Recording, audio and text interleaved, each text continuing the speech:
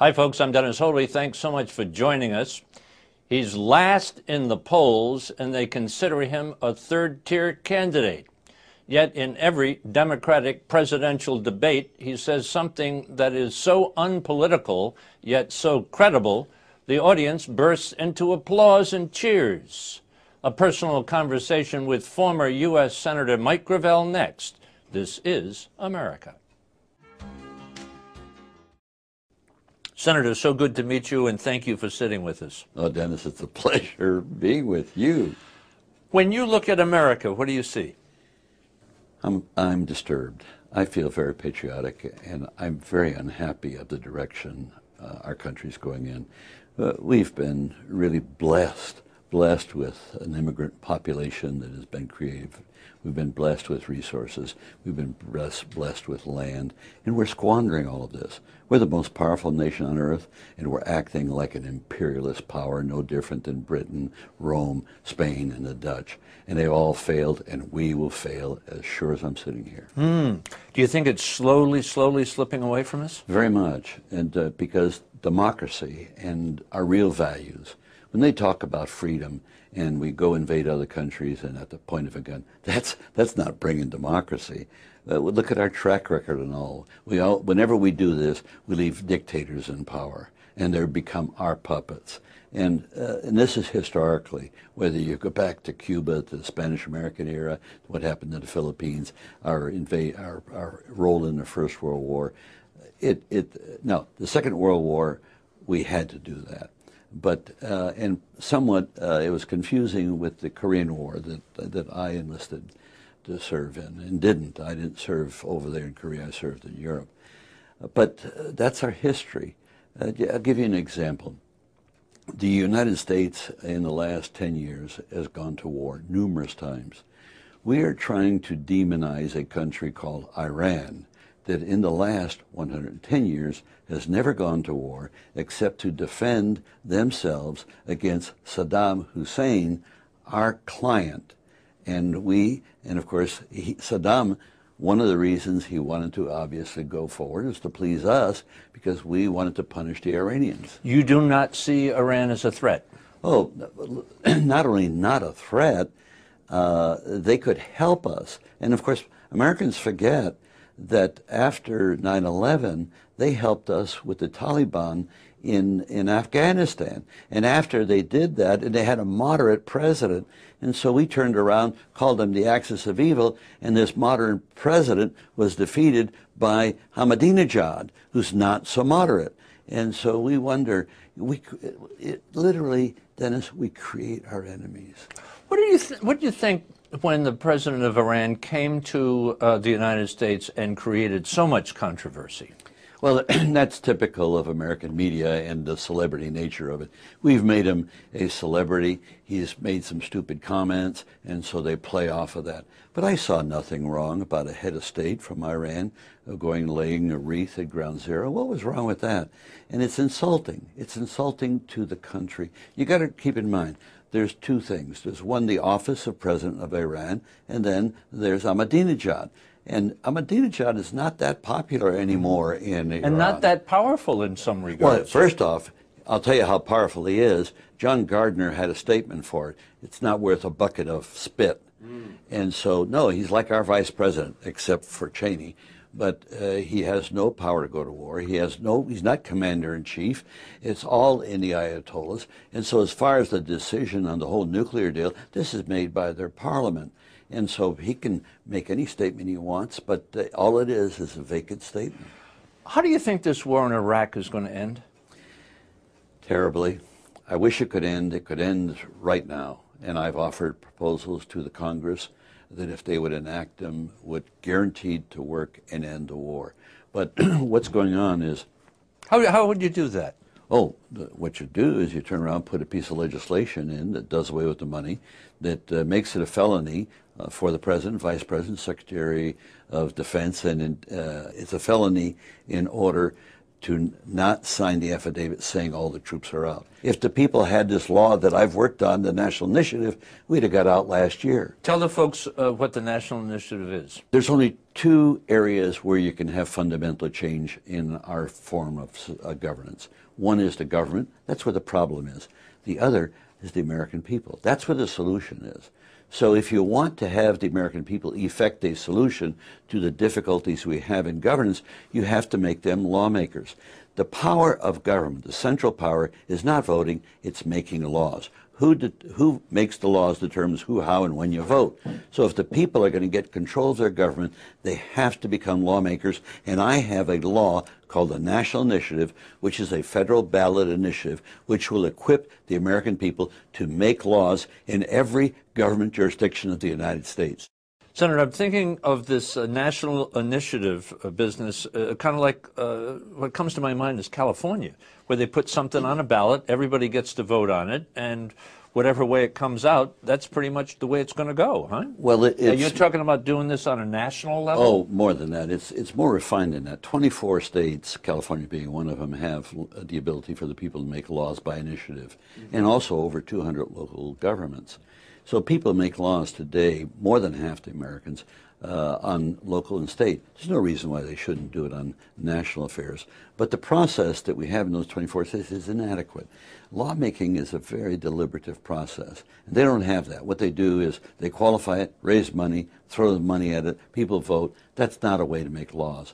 And so what I've done is I've copied the procedures of the Congress and the way all legislative bodies work, have hearings, markups, communications, advisory votes, and then a final vote of the people. And under my process, people could vote over 1 week's time.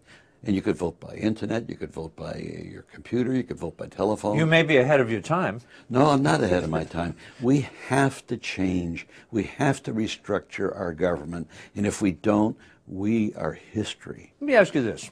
As you said, you were in the Army, served in intelligence. Yes.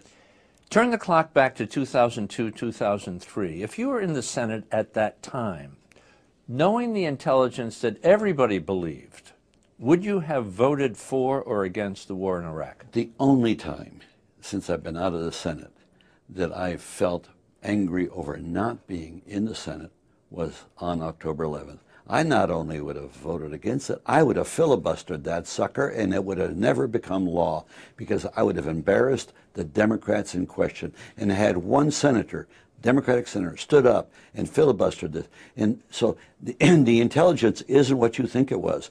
They were being lied to. It was not all that difficult to find out. Remember, Senator Durbin not too long ago said, well, I was conflicted because the White House was putting one set of intelligence and I was being informed of another set of intelligence.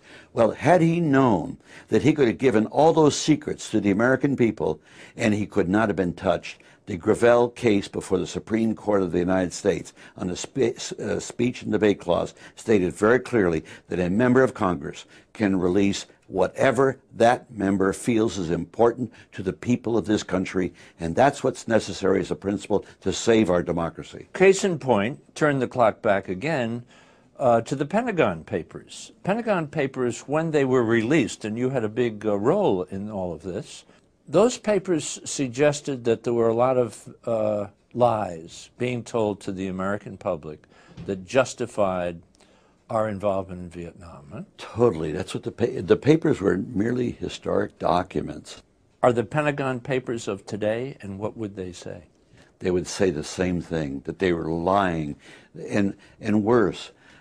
In the Gulf of Tonkin resolution was a fig leaf to give the president Johnson to go to war, to escalate the war. Well, we just had last week a resolution by Joe Lieberman, who was the one that wrote the Iraq resolution that passed in the Senate and gave George Bush the power to go to war, and has killed over 1 million Iraqis and, what, 3,000 or 4,000 before it's all done, Americans. Now, the same thing just happened last week. Another resolution giving the president and the vice president the power to go ahead and invade, and it's like a Gulf of Tonkin, because here's the way they're going to do it. They're going to say, oh, they're bringing in arms, and we have to go over the border and invade and clean them out. These are training camps over there. Well, that's exactly the excuse that was used to invade Cambodia and to invade Laos. And this is how the president is going to escalate this destabilization of the most fragile area of the world, the Middle East, by invading Iraq. And I'll tell you what it will cause, Dennis. It will cause, in the minimum, a world depression, in the maximum, a global nuclear confrontation. That's what these crazy people are playing with. Crazy people who? The president, the vice president, and the people who go along with their stupidity, their violence. They don't realize that when they make these decisions, human beings die. Human beings get their bodies blown apart. And I don't care whether it's Americans or others, it's human beings. And they show, these leaders in the Senate and in the White House, they show they have no sense of morality. President of the United States, very resolute on taking out Saddam Hussein and also spreading democracy in the Middle East. That was his mission, that was his goal, and he sticks with it. And he's lying then, and he's lying now. How so? And that because he went in there for oil. He wasn't going to sell democracy. That only came about after they couldn't find weapons of mass destruction.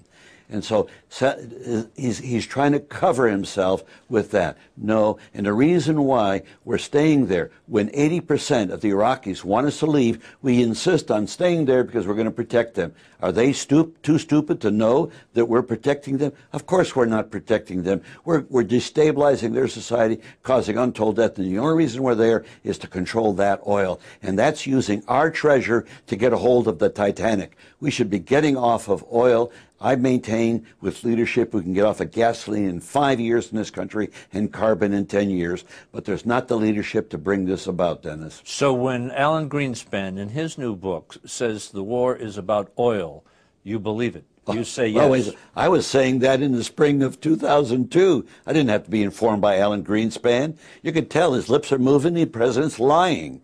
And so when you understand what the whole plan was of the neocons back written down on paper in '97, which was we'll go to war in Iraq, we'll then go to war in Iran, we'll go in Syria, and then we'll invade Saudi Arabia. The United States will control the oil of the world. We'll have our military might to back up this American imperial hegemony. Why do they hate us so in so many places around the world?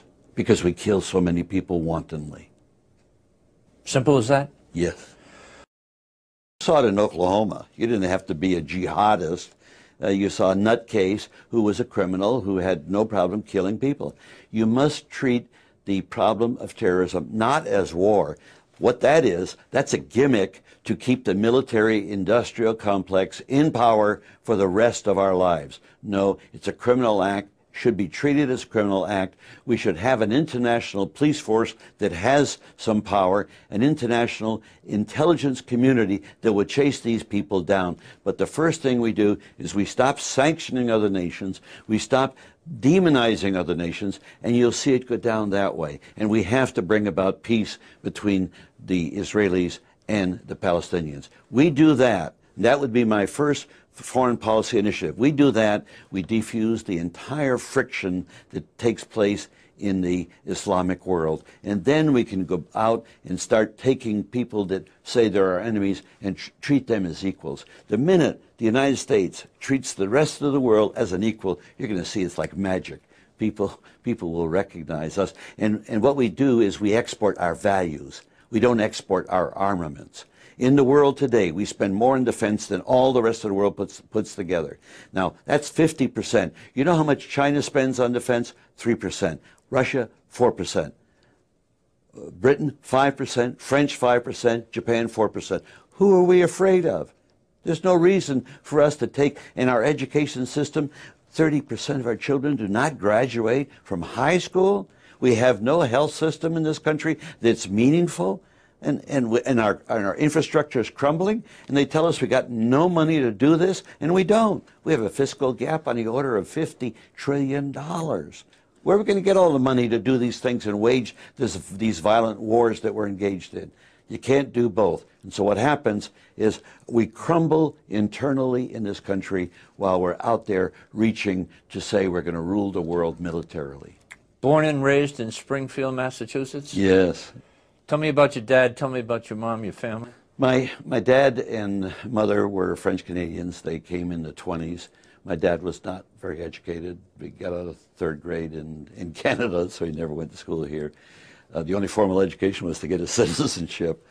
He was an entrepreneur kind of guy, very proudful. We were a family of 5 children, and so he worked hard. My mother had a high school education. She was a clerk in Southbridge, Massachusetts. I went to a grammar school with nuns, French nuns, and went to Assumption Prep, graduated from there. Did not have enough money to continue, so I worked my full-time in Springfield, went to American International College, and then from there went into the service, and after the service did 2 years at Columbia, driving a cab in 18 months, and then working on Wall Street, and then went to Alaska. I wanted to become an elected official. I've been working in politics since I was 15 years old. What grabbed you about politics? As a young kid, it was probably recognition. But as I got into my teens... Isn't that true for a lot of politicians? Oh, that's the fact. I mean, what else is new? That's the only thing that sustains you, puffs you up. Aha. But as I got into my teens, I now became very interested in the issues and was considered very liberal, very, very liberal at the time. But I'm a liberal in the sense of the classical word. That is, liberal human rights. I understand government. I think that government... We need it, we should use it. Don't need it, put it aside. Give us as much freedom as possible. People can be extremely creative if you let them do their job. 69 to 81, you were in the United States Senate, representing the state of Alaska. What was your proudest accomplishment? Probably ending the draft because it affected the most people at the time. Do we need a draft nowadays? Of course not. Not? If we're a peaceful country, why do we need the draft? And we should be a peaceful country, so we don't need the draft. But there's another thing I did, too, which was to stop the nuclear testing on the North Pacific. That potentially could be a tragedy over the next 1,000 years because we put some pollution below the seabed that, if in the seismic area, could pollute and alter the food chain of the North Pacific. The other area, of course, was the Pentagon Papers. I was frightened. I thought I might go to jail. And so when people say, well, boy, you're sure courageous to do that, hey, I was scared. You were releasing government documents, right? It's top secret government documents, and I was releasing it on the basis of the speech and debate clause. I tried to read it into the congressional record. That died of boring on the floor, but what I did is I put it into a committee record, which is still... Committee record. And that's why I had to go try to find somebody to publish the Pentagon Papers, because these courageous newspapers weren't going to do any more. They were at risk based upon the Supreme Court decision. So the only one in the entire United States, and we canvassed everybody, that was willing to publish was Beacon Press, the Unitarian Universalist Association, which is one corporate entity. And they published, and they were hassled to death and threatened by the government for doing that. And to their credit, they did it, and now we have an official record of the Pentagon Papers. Were you a Unitarian at the time? Because Yes. I know that you are now. Yes, I was. You Yes, were? I was a Unitarian before I ran for office. And I know back in McGovern's day you ran For vice Vice President. You've been on the national stage as a United States Senator. But what this time prompted you to go for it? when I left the Senate in '81, I was disgusted. Disgusted with government, disgusted with politics, and stayed out of it entirely. Then I developed, a decade later, this whole concept that we need to change fundamentally the structure of representative government. And I came to the conclusion that it was the people, and I addressed that earlier. That's the reason why I'm running.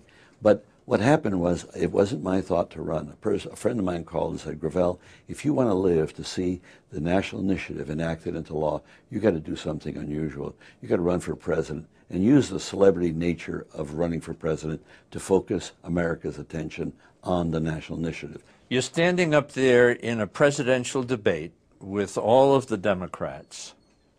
What's your feeling on the stage? How do you size the group up? I'm frightened. You heard me make the statement in the debate. I'm frightened.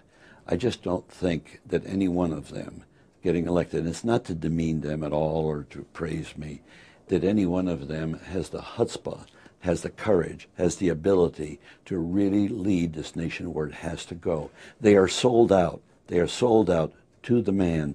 And Dennis is a little different, but I could explain that later. Percentage. Yes. But they're sold out to the man and woman, to the military-industrial complex. So what you're going to see is more of the same. And let me give you the frog deal. Wait, let me just ask a couple of questions. You say that if you elected Obama, it would be like electing Hamlet. Oh, that's true. Listen, what does he say? A little bit of this, a little bit of that. You know, thoughtful.